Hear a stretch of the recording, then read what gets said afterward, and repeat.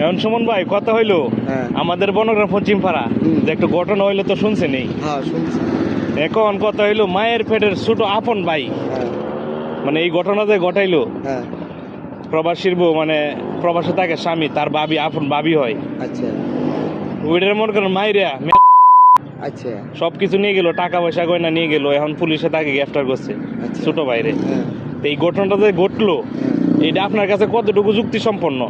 আমার কাছে যুক্তি সম্পন্ন বলতে, যে কাজগুলা করছে এটা নিকৃষ্ট একটা কাজ, মানে কি কাজটা খারাপ, খুব নিকৃষ্ট হয়েছে, নিকৃষ্ট হয়ে গেছে। কারণ এর শাস্তি আমি দাবি করি এক, কারণ সে এক অপরাধ করছে তার বড় ভাইয়ের বউ, তার বড় ভাইয়ের বউ মানে মায়ের সমতুল্য, মায়ের সমতুল্য, তার যে ইজ্জত নিয়ে আর যে একটা জীবনে ঝুঁকি গেছে, তার যে কষ্ট গেছে, ঠিক আছে, তার উপর এত দখল যে গেল।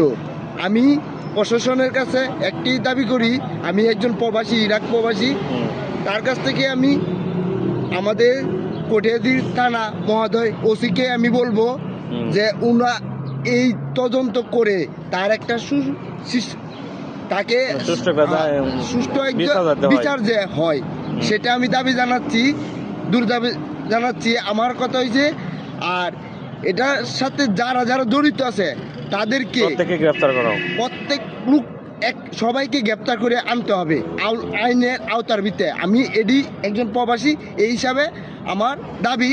আর যে কাজগুলো হয়েছে, আর যে কোনো এলাকার মধ্যে কাজ যে না হয় এরকম একটা ব্যবস্থা করবেন, আপনার কাছে এতটুক দাবি জানাচ্ছি আমি। তো আমাদের এটাই দাবি, এরকম একটা ঘটনা ঘটছে যা বলার বাইরে। ছোট ভাই হয়ে বড় ভাইয়ের বউকে এরকম করবে, এটা কল্পনার বাইরে।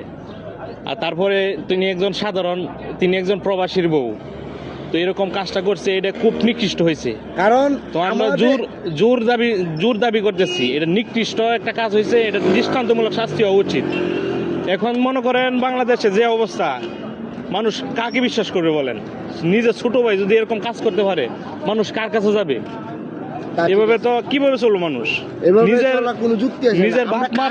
নিজের বাপ মারে বিশ্বাস করা যায় না, ছোট ভাইরে বিশ্বাস করা যায় না, মানুষ কিভাবে চলবো? কারণ আমাদের যে আমরা যে প্রবাসী, আমরা কাকে ভরসা করব? কারণ আমাদেরও তো ফ্যামিলি আছে। কারণ আজকে এই ঘটনা দেখছি আরেকজনে করব, কারণ এটা আমরা তীব্র নিন্দা জানাই।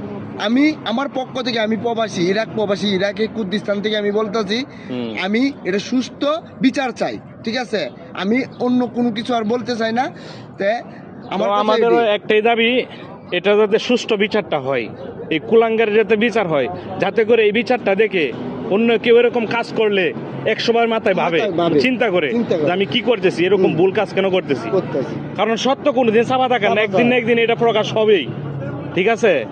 এটা মানতে হবেই, সত্য কোনোদিন চাপা থাকে না, একদিন না একদিন এটা প্রকাশ হবে।